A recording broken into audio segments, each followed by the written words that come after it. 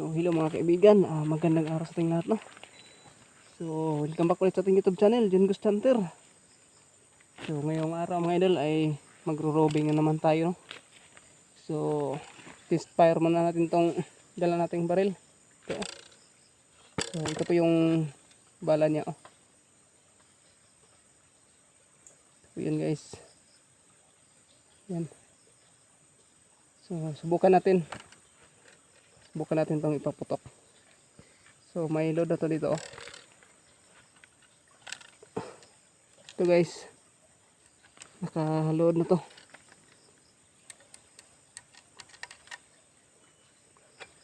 Ito.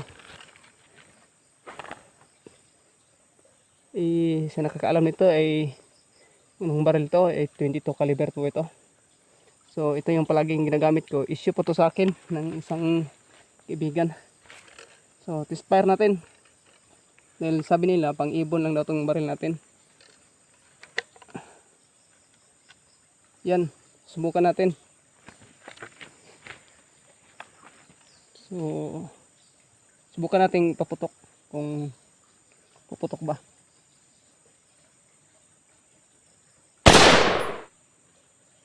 So yun guys, narinig nyo, pumutok. So ito po yung ano nya,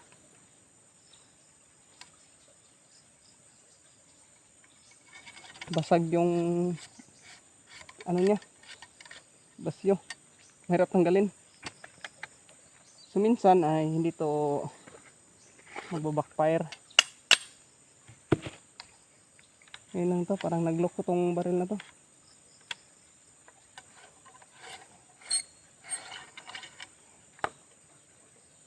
So ito yung ano nya, kapsula. Ito po. So narinig nyo, pumutok yun. So alam niyo ba kung bakit ito yung palagi kong ginagamit? Dahil pang long range po ito. Kahit ano ilang metro ba yun? Parang 200. So 200 meters ay matamaan pa dahil sa rifle na to. Kasi itong rifle. So sa mga bagong followers natin dyan, shoutout sa inyong lahat. So dito naman tayo, no? Muli tayong sasabak sa isang misyon. So mag-roving tayo dito sa kabundukan dahil maraming mga tulisan na nandito, mga nanggugulo dito sa nakatira sa bundok. So abangan nyo na lang itong video na to. Sana ay tapusin nyo hanggang dulo kung ano ang hinap na nito, no? Dahil mag-isa lang tayo.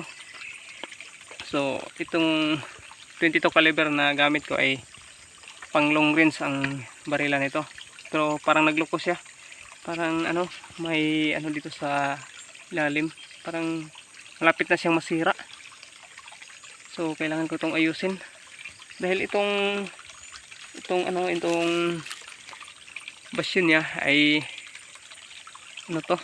lalabas din ito pag hindi siya magloko, no? So dito lalabas siya dito, kusa lang siyang lalabas. So ito yung mga bala natin. So marami kasing nagtanong bakit ito daw yung palaging ginagamit ko. So mas maganda kasi ito dahil long range ay kaya mong pwede mong gamitin, hindi katulad ng 45 caliber. So meron din naman akong 45 caliber pero issue din ito sa akin. Pero hindi ko ito ginagamit ng pangmatagalan dahil pang emergency lang to. Kapag naipit na sa laban ay gagamitin ko na to. So yun guys, ay patuloy na tayo sa taas. So abangan nyo to, no? So tara, let's go. So ayan guys, ay patuloy na tayo sa ating mission dito sa kabundukan. Sana makita natin yung mga gumagawa ng kalukuhan dito. So ako lang may isa ngayon kasi yung kasama natin, yung nakita nyo, yung gabi kami na lulusob ay may ibang duty, may ibang mission sila. So kaya solo tayo ngayon. Dito sa bundukan na to, hindi sana pala rin tayo. Hindi natin alam kung makabalik pa ba tayo. Isang malapad na kaniyugan tong napasok ko ngayon.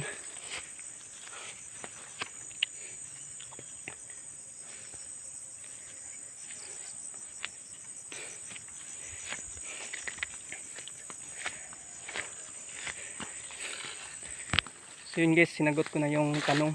May nagtanong kasi sa akin bakit pang-ibon yung dala kong baril.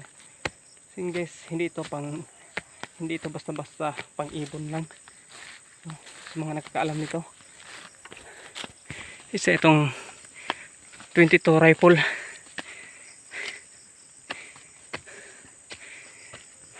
Pagmamayari ito ng isang kaibigan nating sundalo na inisyu sa atin.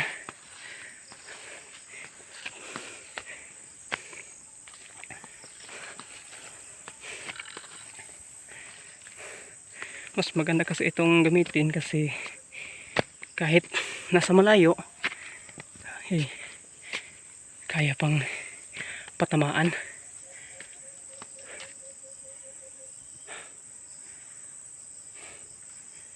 So yun guys, may bahay, parang may nagkukupra dyan.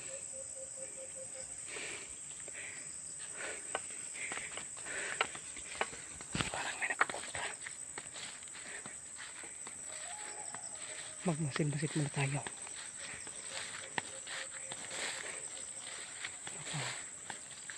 May mga kalaban dito sa bahay nito.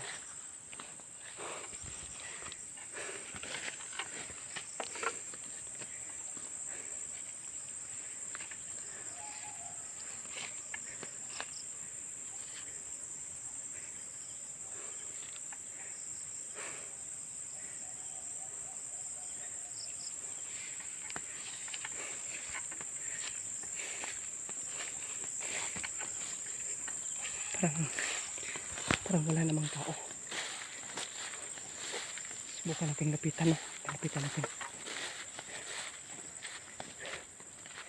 So handa natin tong ating baril.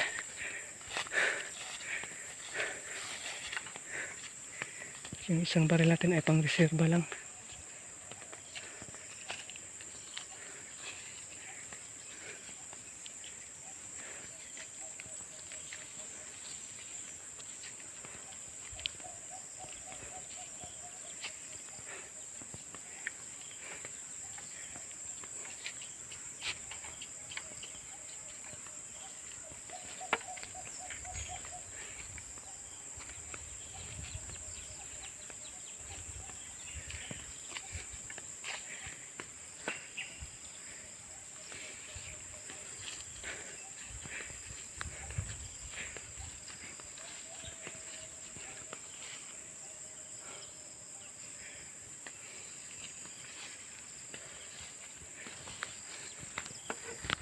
Guys, parang walang tao.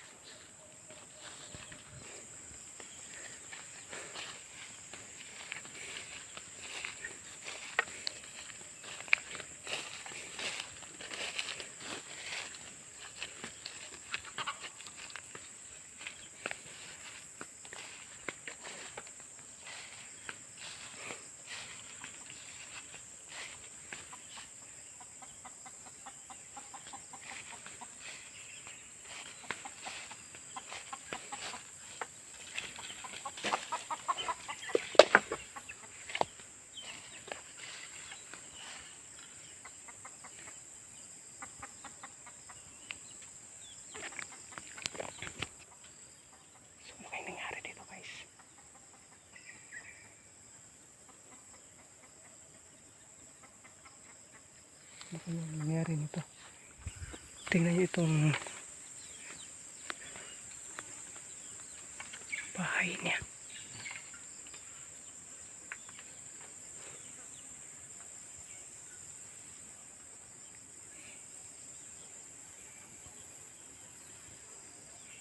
Nasaan kayong tao dito?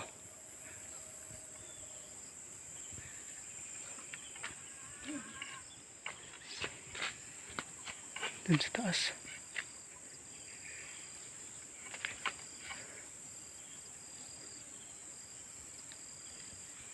Nasaan kayong tao dito? May bahay pa dun guys. Oh.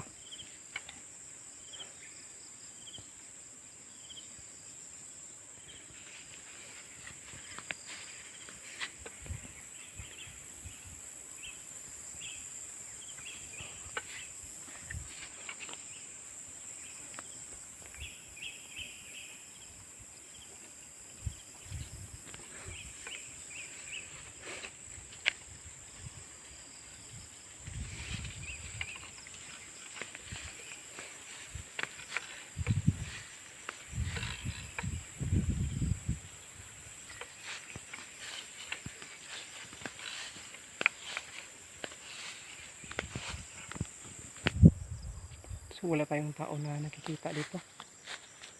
Nasaan kayong tao dito para matanong natin?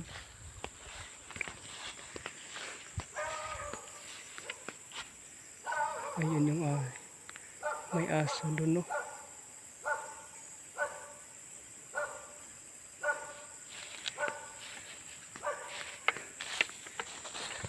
Siglis may aso doon. Oh.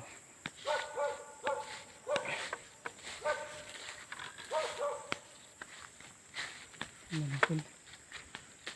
May aso doon.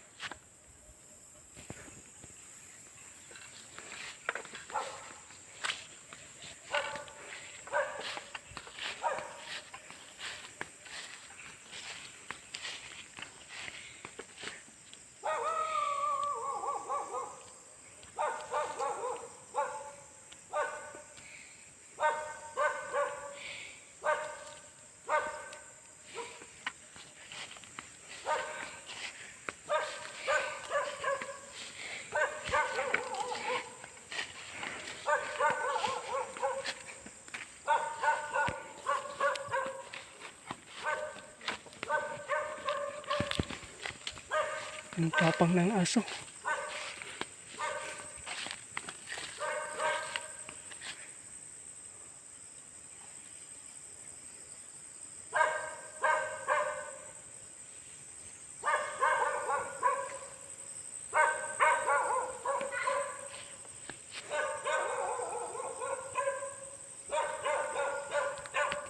Sige guys, continue ko na lang mamaya, no?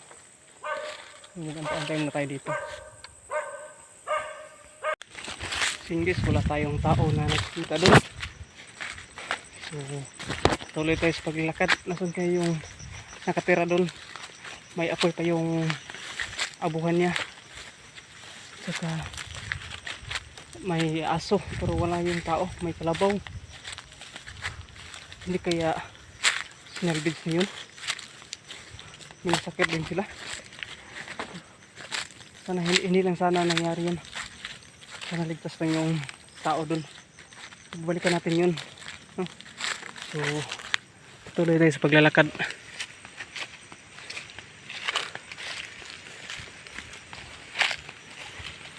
In case is alas 5:30 na.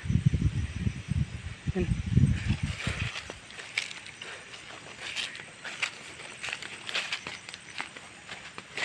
5:30 na ng hapon.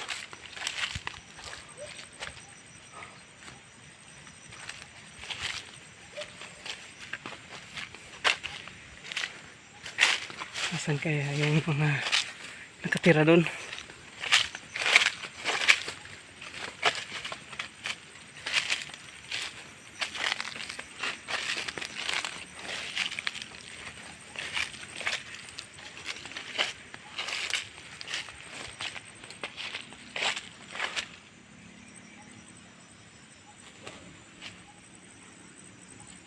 Guys,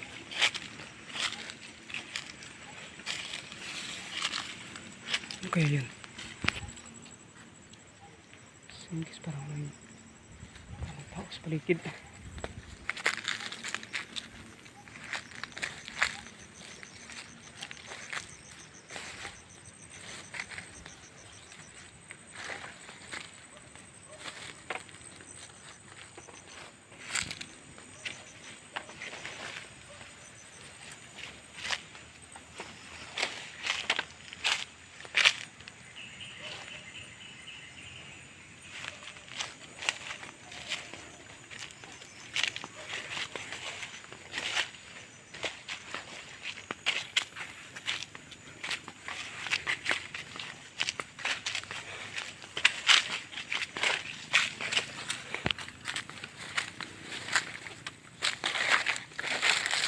kaya yun.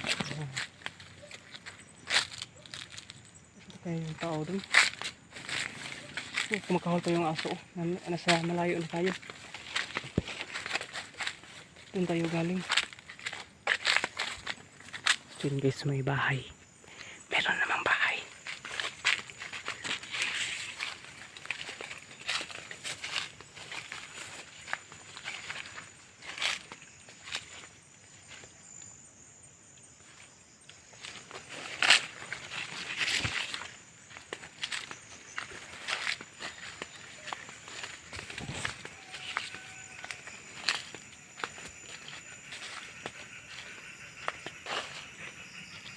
Guys, ang daming durian oh.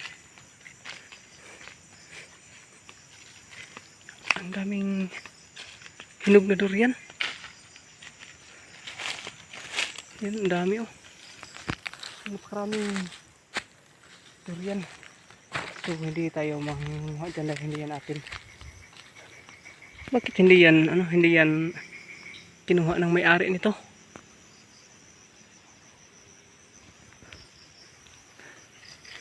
So, nandito tayo sa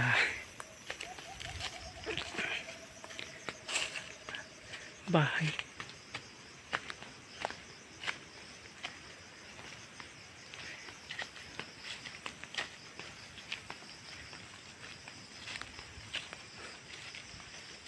Aking bahay.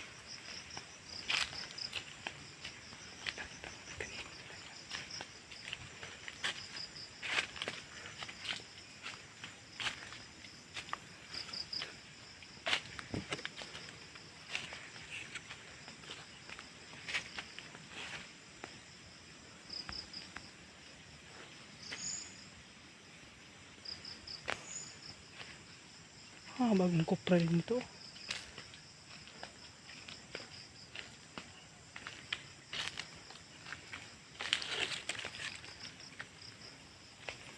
Bagong kopra din.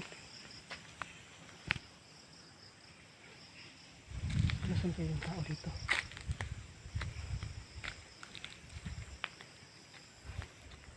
Ang laki ng durian.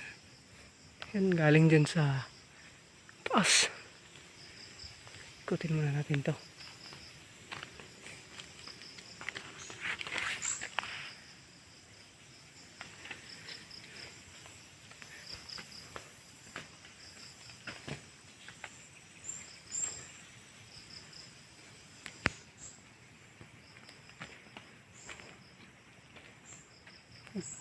Ano nangyari dito guys? Nasa labas lang yung mga plato nila.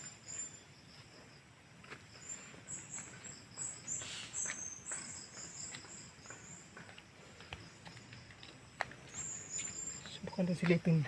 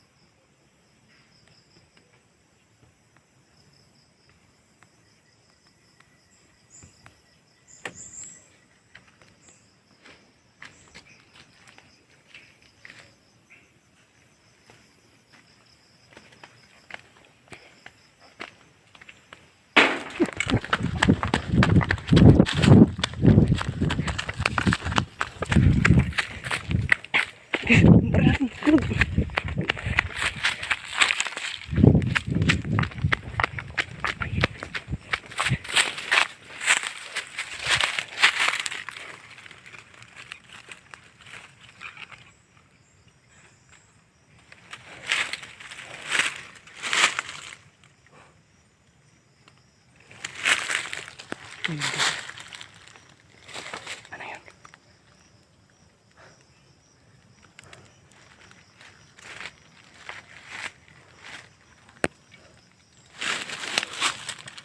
Mga tao sa loob.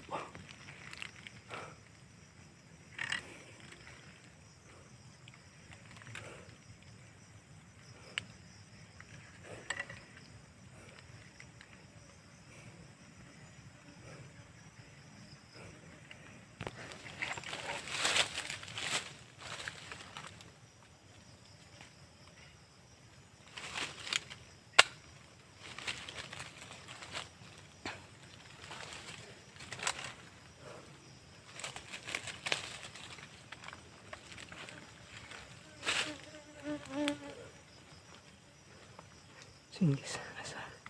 Nasa loob lang na kamasid.